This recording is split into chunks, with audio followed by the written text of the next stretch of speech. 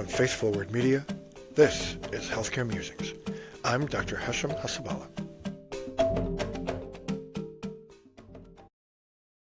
Welcome to Healthcare Musings, everybody. Happy to have you with me. I am so happy. I've been excited for this episode for quite a long time. This is is October being Breast Cancer Awareness Month, and there was a tweet that I read that I just thought I had to have these two guests on. I'm so honored and delighted to have Dr. Simran Matta on the show and April Burke on the show. Dr. Matta is an intensivist like me. She is the medical director of critical care at the Bay Health Hospital Sussex campus in Delaware, where I'm also a teleintensivist there, and I go and I visit the hospital. It's a great hospital, and then I go to the beach and have dinner where we don't have beaches here in Chicago. So super cool to have her on the show.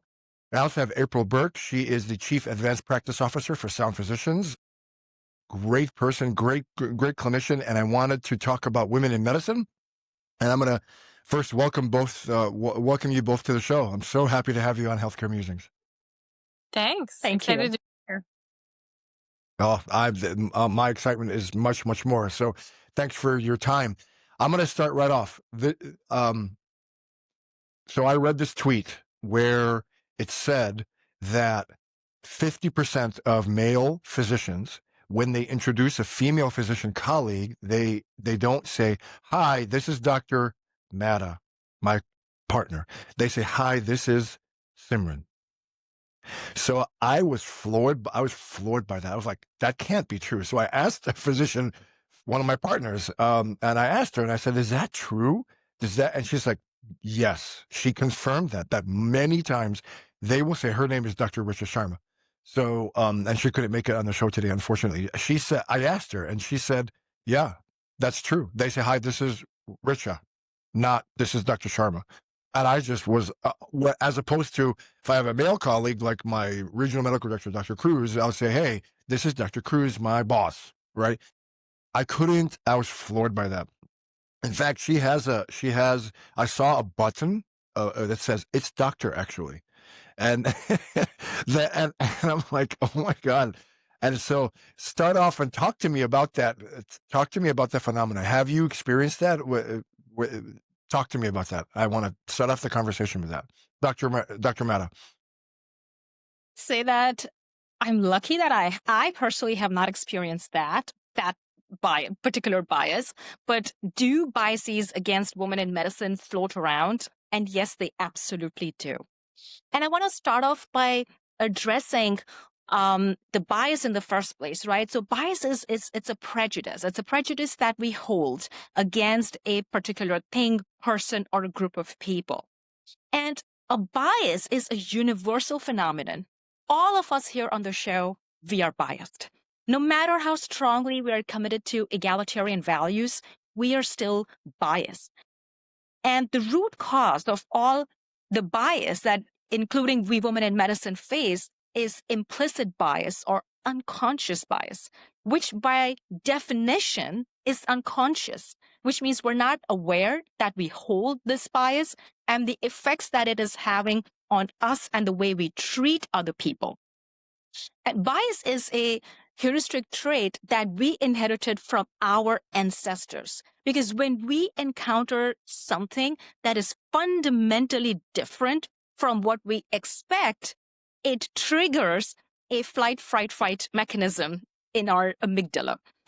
And this bias is what kept our species alive for millions of years, right? So if you encountered a member of a foreign tribe or an animal, you did whatever you had to keep yourself alive. And while in the modern society these days, we don't encounter a lot of physical threats, but there are psychological threats. And the reptilian amygdala is unable to distinguish between a physical threat versus a psychological threat. So when you encounter something that you did not expect, like you encounter a woman as a CEO or a black man as a pilot, it triggers that, the flight, fright, fight mechanism, and it causes a surge of stress hormones in our body.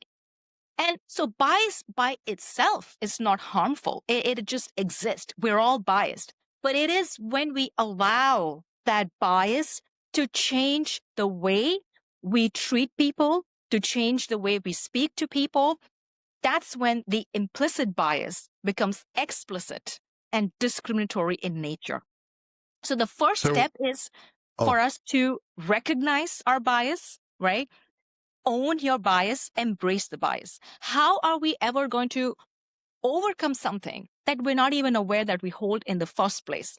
And the reason I bring this at the very beginning is because a lot of times when we think of bias, we think of it from a good person, bad person paradigm, right? That, oh, this person must be bad because they are biased.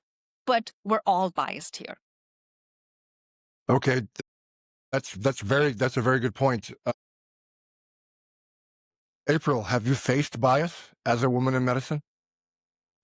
I would say that I don't think I really have.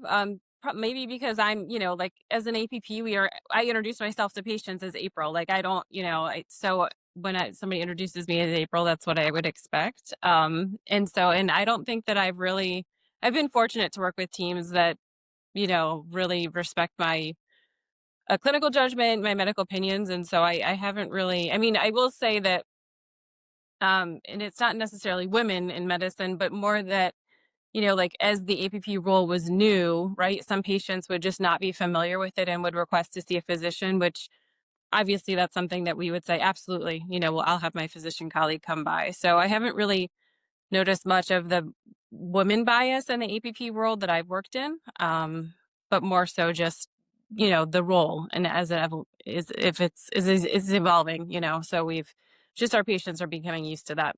So. Yeah, no, that's actually great to hear. And speaking of, because there's so many times where in the ICU, the nurse will tell the patient something, and then the patient says, I want to see the doctor. And then I come after the nurse and I say the exact same thing. And they're like, oh, okay. Right. From the Right. doctor. And I didn't say anything differently. I supported exactly what the nurse told me. But there's something about my white coat or my MD or physician on my badge that confers authority. Is that authority undermined? Have you found, Dr. Matta, that authority is undermined because you're a woman? Yes. Have you ever like where they? Well, who are you? Oh, it's doctor actually. You know what I'm saying?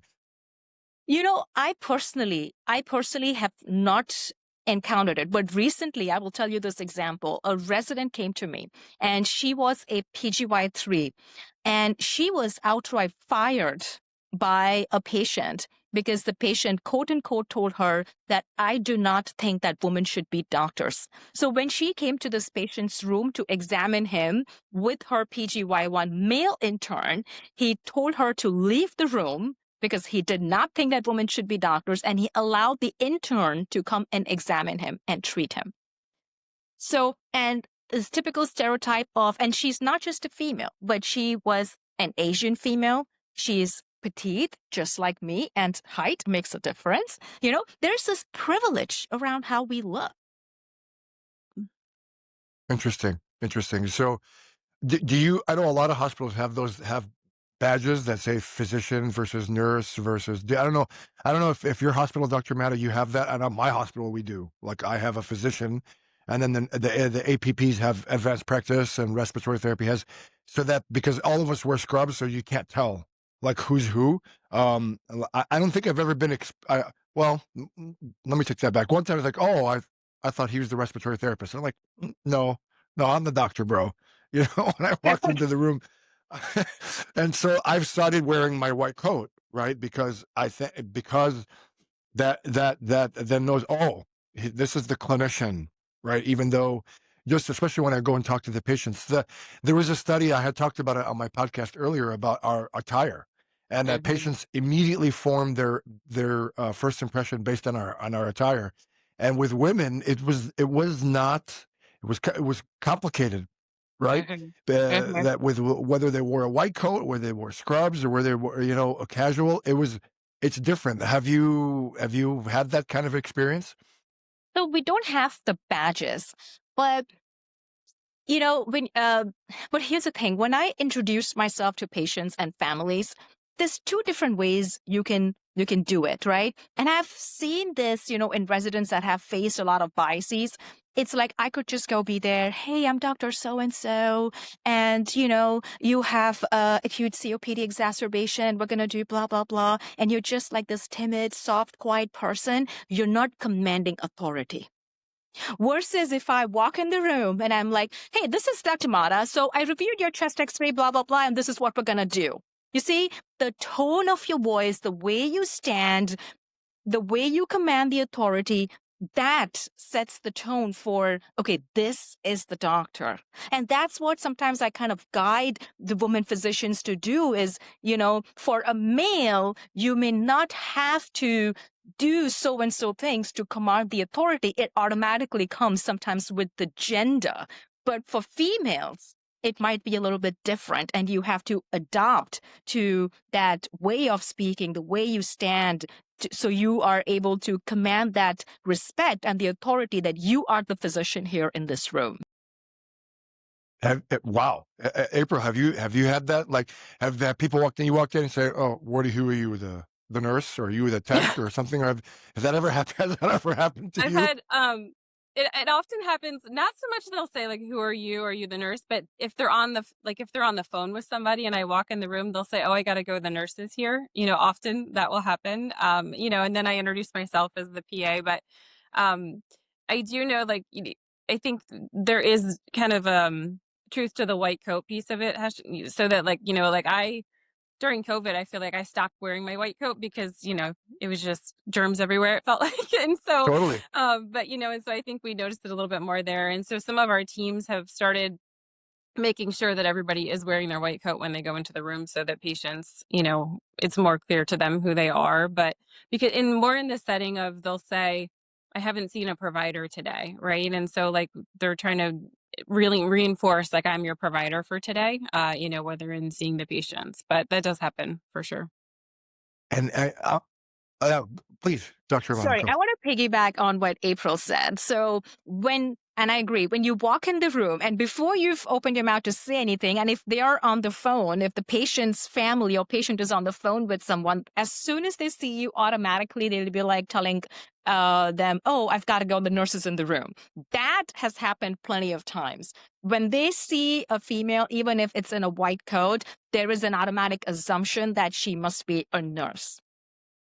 Really? See, that's never happened to me. Like, that's never, whether I'm with but I always wear my coat because I want people to know I'm the doctor, right? But whatever time they walk in, oh wait, hold on, exactly, I have to go. The doctor walked into the room.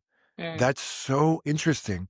That's wow. Like, and going back on what you said, Dr. Mata, about the way you speak. Mm-hmm.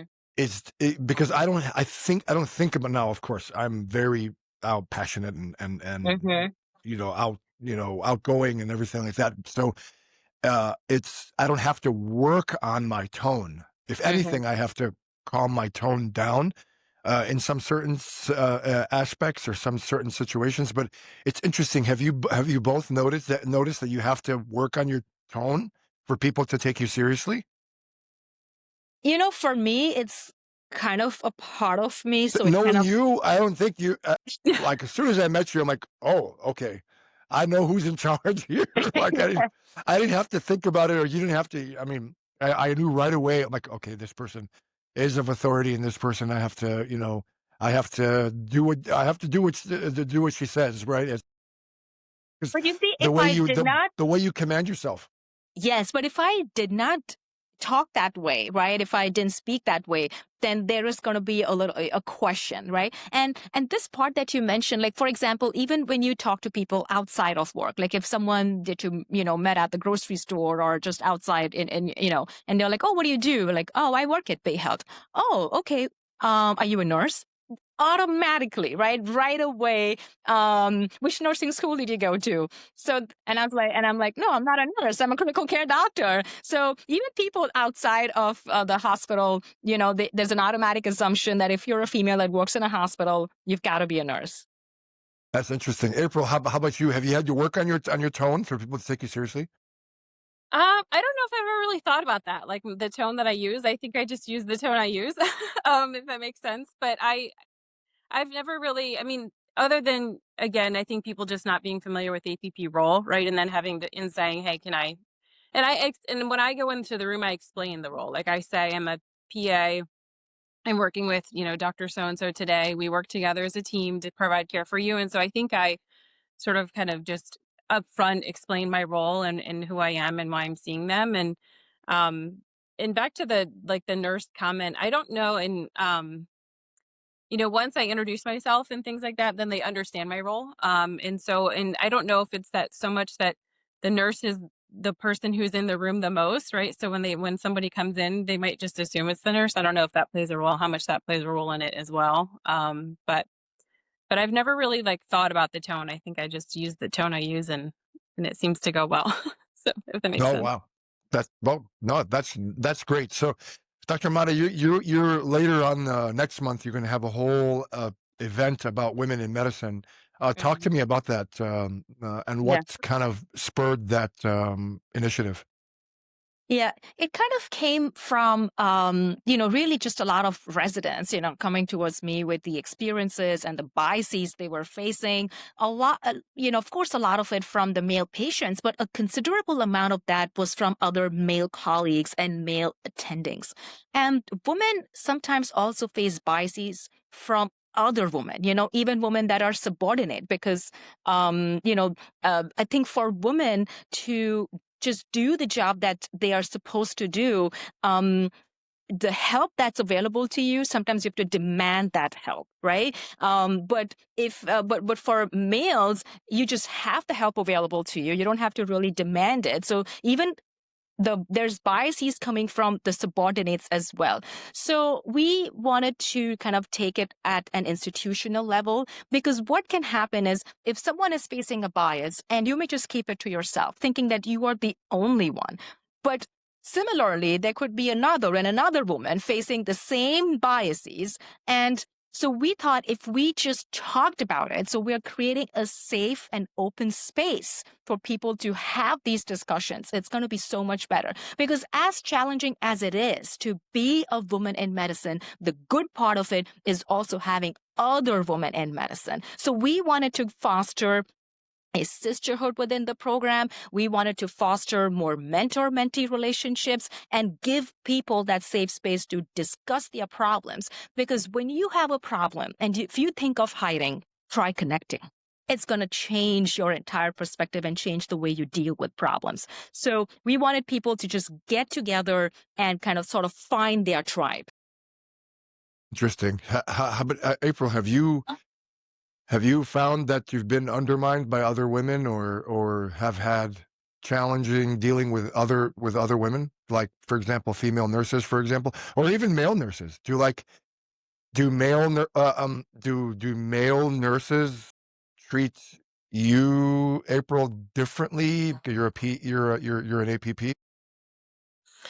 I haven't really experienced it myself. But again, I think it's to whenever I work with our nurses, I always try to approach it from a standpoint of like, providing education, answering questions, things like that. So I've always kind of done a lot of effort to build a rapport with my nursing staff so that when they do call me with questions, or if they have questions, I do feel like they feel open to come to me and say, "Hey, why are we doing this?" or whatever. And it's always an open discussion. And so I haven't really, I feel like they find me pretty approachable. So sometimes I actually feel like they're probably more willing to call me sometimes, because it's, I'm open to those discussions and those questions about the patients.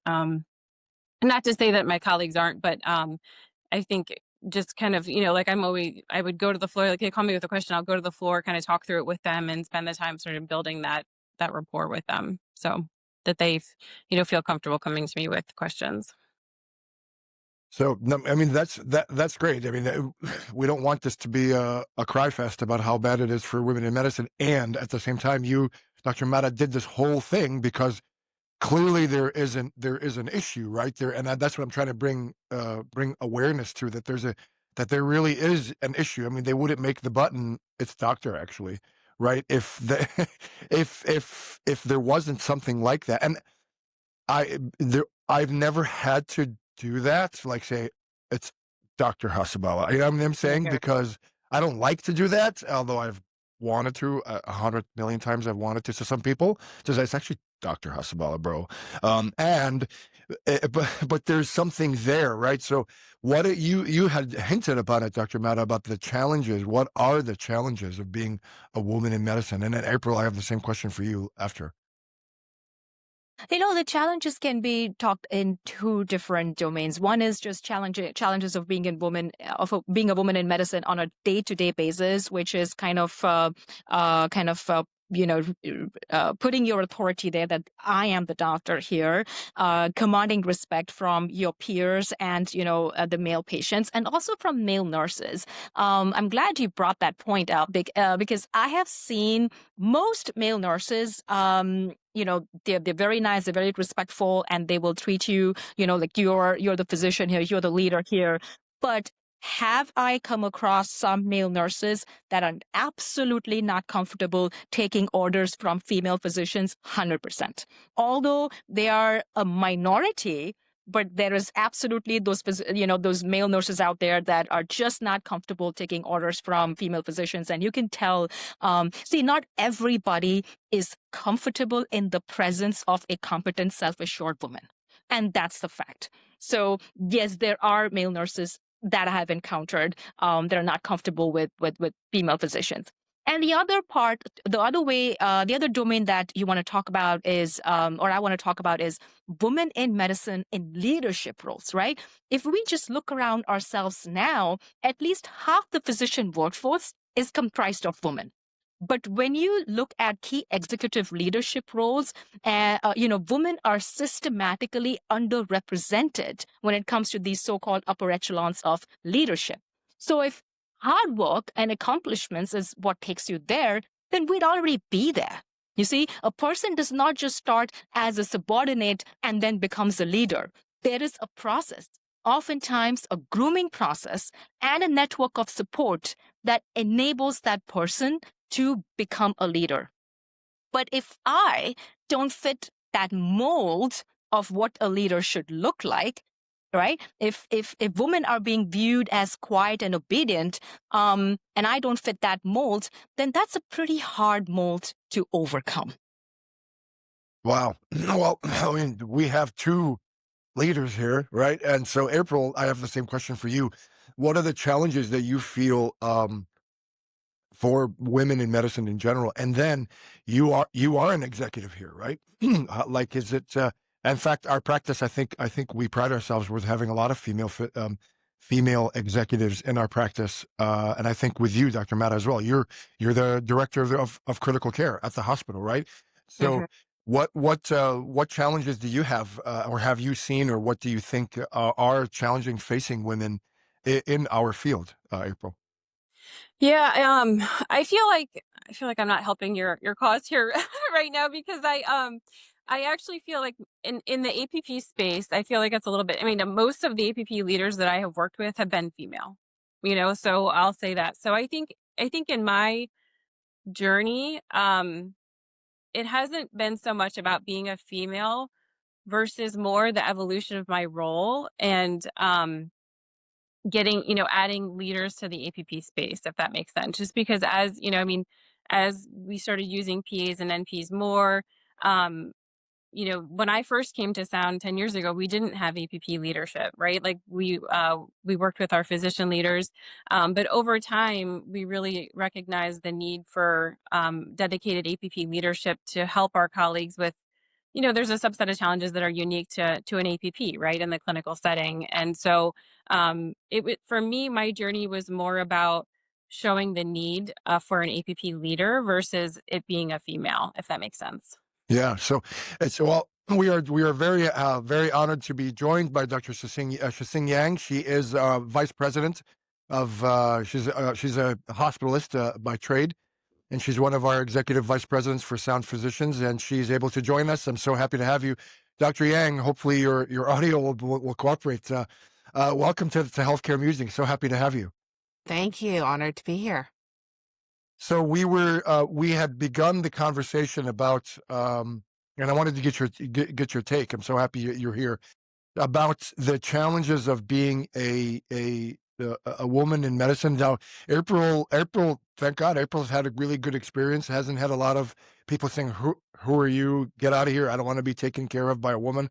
Dr. Matta has seen that with residents who, like, they'll kick out a third-year female resident and let the male intern, take care of them, right? Because then this person said out loud, "I don't think women should be doctors." But have you felt that way? And I had begun the conversation by saying half of male docs, when they introduce their female partners who are docs, they say, "This is, you know, this is uh, Jennifer. This is not Dr. Smith, right? Or this is not Dr. Yang." Have you? What's your take on that? What have you seen in your career? And again, we have 3 physicians, and we have talked about how there's been there's a relative dearth of females in positions of leadership, and I have 3 females who are in positions of leadership, right? So I've picked the cream of the crop. But what has been your experience, Dr. Yang? Couple of really good questions you got there. So to start, again, first things first, I've certainly experienced what Dr. Matta has referred to. I've been mistaken not just by patients, but by other healthcare professionals as well, as specifically not a physician. And that's despite all the paraphernalia. So it really says to me that socialization and culturation, that's all very real. And it sometimes is very hard to break, even in a time and place where we are today, where over half of national medical students enrolling and matriculating are female now. And that's just in medical schools. That's not even including all the other health professions by and large. So I do wonder how long that will stay the norm. I think the other question that you'd asked in terms of how being introduced. So I have the blessing of being in medicine with a difficult first name and an easy last name. And so it really makes it much, much easier for people to simply call me Dr. Yang. Back when Grey's Anatomy first came out, there was a little bit more chitter chatter about my last name. And that certainly didn't hurt per se in terms of folks remembering, oh, she's the doc. But by and large, I've not had the issue. However, I have observed what you reference in terms of how other physicians, especially women physicians, get introduced. I've observed it. I've also, again, noticed that it's very much habit and cultural. And I would say these days that the observation actually floats both genders. I've seen both men and women introduced in that manner as well, other colleagues. And so I do think it's a little deeper than pointing a finger at our male colleagues. They're also functioning within a larger cultural element as well. And the last topic that you've talked about, which is being in leadership versus being in the profession, really love hearing that question. I think, April, you and I may have chatted a few years back. There's a sound blog post that I put out there along that topic. And it is, I think, a twofold issue. We talk about sort of the pipeline, right? Who's coming into medicine. I think that is getting better. Like I mentioned before, a lot more women matriculating, but then it's the pathway.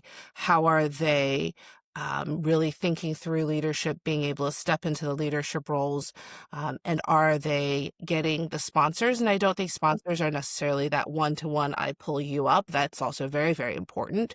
But it's also, hey, I'm going to pave a space and a way and for some of these things to become possible, and to really think through, hey, what is doable, what's feasible.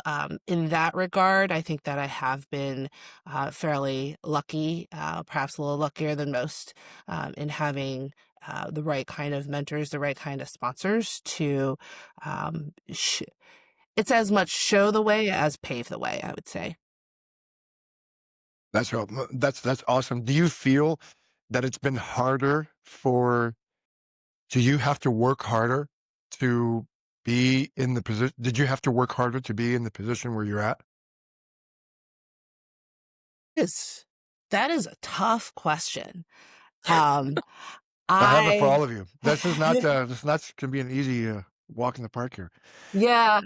Because I think in some contexts, it's you, depending on if you're minority or if you're a minority, and I've seen it in my career. If you're a minority, I think you have to work hard. I think you may have to work harder. Like it's you can't make a mistake, whereas others can. Right? Have all of you? And that this question is for all of you. You can, Dr. Yang, start with you. Have you feel that you had to work harder to get where you're at? I don't know. And I say this like I don't know because I don't know individuals' silent struggles. And I think that's a really big part of it. Other than I think the obvious pieces, I'll say like, gender, background. I've been lucky to probably, I would guess, on the totality of have um, less personal demons to struggle with and less other things to handle. And that's by pure gift of family and friends who have supported along the way. So I say that as like a yes and because I don't know where other people are necessarily coming from. Now, are there opportunities where I have been told, your gender, your age, all the demographic things that we're not supposed to be discriminating on, right? Has it ever been heavily hinted that this is not an opportunity for you because of that? Yes. In retrospect, would I have gone back and traded out those opportunities? Would I have like gone after them? Did I say like, oh no, I would actually say that because of that, it's forced me to take the pathways possible. So I find that a hard question because I feel very privileged to be where I am today. And I think that part of the struggles um, are what create it. And I think there's some literature out there around having to overcome adversity as being part of that pathway to leadership and to doing what you want to do with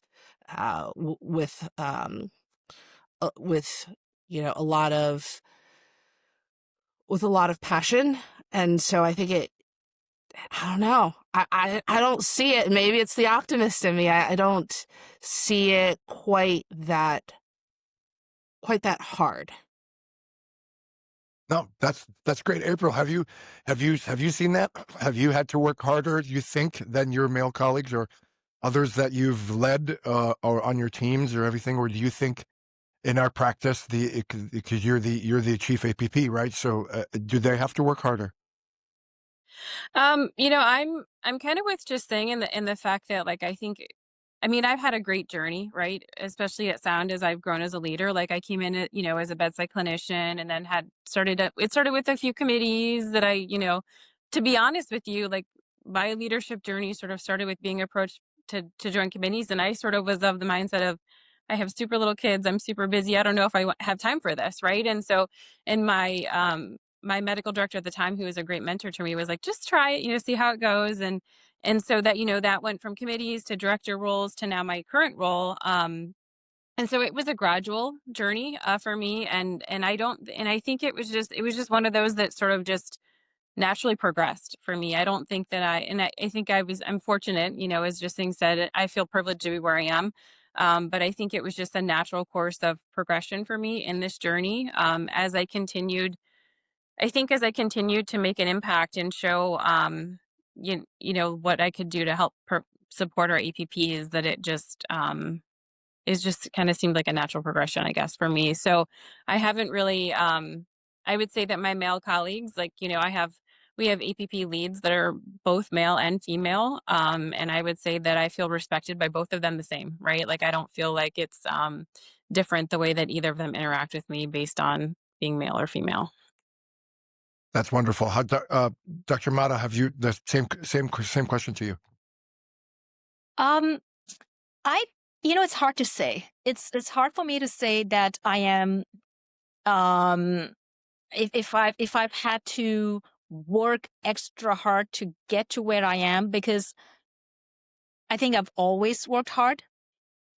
Now, so I don't know if I can definitively say that I've had to, because see, I think as not only do we need to recognize our bias, we also need to recognize the privileges that we have, right? So even though I am an Asian female of color and I'm an immigrant Asian female, but I have certain privileges. I tell you what, pretty women get away with a lot of things. That is a privilege. I never had an ethnic accent. I'll never say that. So you can say that all day. I'll never say something like that. But you see, I never had an ethnic accent, and I have recognized that these are privileges, because when you don't have certain privileges, like I've seen with some people, they don't have certain, privileges. I have seen people being biased because of the way they look, because of the way they speak, the accent that they have. So I have seen that biases happen because, external factors are absolutely crucial here. Sometimes we look at certain people and we sum up their value or their worth based on the biases or assumptions that we have. So my worth may not meet your criteria that I should receive the best advice possible, that I should have access to all the mentors and sponsors that are going to take me to where I need to be. Right. So like Dr. Yang said, she did recognize that she has had the privilege of having access to the right mentors and sponsors. Not everybody's going to have that. If you talk to a Black woman from rural Mississippi, she may not have had these privileges of having the access to the right mentors and sponsors who are going to take her to where she needs to be. So yes, would she need to work extra hard? Maybe. Yeah, those are very good points. We're almost out of time. I do want to touch upon Breast Cancer Awareness Month. This is October, and it's almost exclusively a female phenomenon. There are men with breast cancer, and they're very, very rare. But before I do that, there was a very funny story that I have with Dr. Yang. So I knew about Dr. Yang. She was big shot in the practice, right? And I knew that kind of our kids went to the same school. So this one time, this lady comes up to me and she's talking to me. Hey, did you go to Becker's? And our CEO at the time is telling you all these things, and I'm like, oh yeah, no, I didn't make it. And I'm like, man, how does this person know a lot about me? Like, he knows that who my boss is, and she knows like they're going to Becker's and all these things. And then I just was trying to, and I was like, did she see my profile on LinkedIn or that? I tell my wife, and I'm like, yeah, this lady came up to me. She knew all about my job, and she's like, you idiot, that's Dr. Yang. I'm like, that Dr. Yang? What? So I ran after her, and I'm like, oh my God, it's so good to see you. Good to meet you. I had never met her before. It's just so funny how, again, it's just like, I knew all about her, but I had never met her before because our kids were at the time at the same school. That was a funny story when I first met Dr. Yang, and now she's even in a bigger role. Wanted to end upon Breast Cancer Awareness Month. Thank God I have not faced it in my family.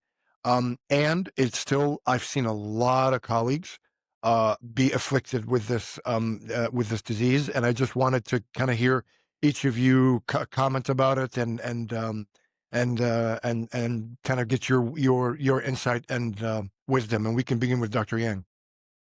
So first of all, to be fair, Dr. Hospital, that was right after the pandemic, and I just moved into town. So, we had not gotten a lot of face-to-face time at that point. So breast cancer, I've got a couple of incidents of that in my family, so I'm at elevated risk personally myself. And I think of it as everybody please get screened. It certainly does work. Early treatment modalities are significantly better than late treatment modalities by and large. I will say that it is one of a list of, and this goes both, all directions, gender specific disease processes. It's just one that is a bit more better. It's better studied. Therefore it's got better treatment. It's got better screening. And I'd really love to see more of that across the gender spectrum, along with, today, this is Breast Awareness Month. It's not necessarily heart, but that's the other one that comes to mind, right? Same disease. It should no longer be an atypical presentation, but sometimes we still kind of teach it as such in different genders. And so and it's even not gender, it's ethnicity specific, different skin tones, different presentations of different types of other diseases. So all which is to say, I encourage everyone to get screened, get checked out. It's part of, I think we're seeing this increasing incidence of cancer in younger and younger ages. This falls into that category as well, of those that are seeing a lot more incidences at younger ages. So never too young. If you're concerned, ask your doctor. Please don't leave it up to just GPT or Gemini or whichever your AI doctor is of choice. Please do get it checked out by your primary. April. Yeah, I'll second all of that. And we've had some cases in my family, but also many friends of mine have been diagnosed at young ages, to your point. And the one thing that I will harp on here is that many people that I know that have been diagnosed have done so in a self-exam and have had a normal mammogram 6 months earlier, right? So like they had a normal mammogram, they were doing a self-exam 6 months later and found something, and that's how they were diagnosed. So in addition to doing all of your, yearly mammograms and things like that with your physicians, please, please, please do the self-exam as well. I can't stress that enough. I've seen it happen to several people. And so, very important. So. Wonderful. Dr. Matta. I second everything that Dr. Yang and April have said. I think you both have mentioned all the excellent points, but I would want to emphasize that the demographics have shifted. And, even if you're a young woman in 30s or, early 40s, I would still encourage everyone to, get screened. You may not have had a family history, but truly the demographics of breast cancer have shifted. And so it's great that we have this awareness month, but, there's all the resources that are out there and available, but they are no use if you don't access to them. So please access the resources that are available to you. I agree with April on self exams and, consult a real doctor, right? Consult your primary care doctor and take advantage of the resources that are available to us in the society that we live in today. Wonderful. That's a great way to end. I think I want to stop. I don't want to end before plugging. April, you have a podcast as well, right? I do. I have a podcast with my colleague, Alicia Sheffer. So we have our podcast. It's called On Call with April and Alicia. And we designed it so that it's kind of exciting for everybody to listen to. We do a little bit of little banter and then a little catching up with each other. And then we always try to pick a healthcare related topic and talk about it. A lot of sort of like fact or fiction type episodes. So if you haven't checked it out, tune in there as well. Wonderful. I have listened to it. It's just pretty awesome, and I hope to get on the show one day. Hint, hint. It's not so subtle hint. All three of you are extraordinary women in medicine, leaders, thought leaders, thinkers, innovators. This is why I wanted to have you on the show, and your insights have been completely, totally invaluable. And this will be an episode for the ages. So I like to thank each and every one of you for your time and you for honoring the show, Dr. Chia-Shing Yang, April Burke, Dr. Simran Matta. Thank you so much for being on Healthcare Musings. It was awesome to have you all. Thank you. Thank you. Thank you.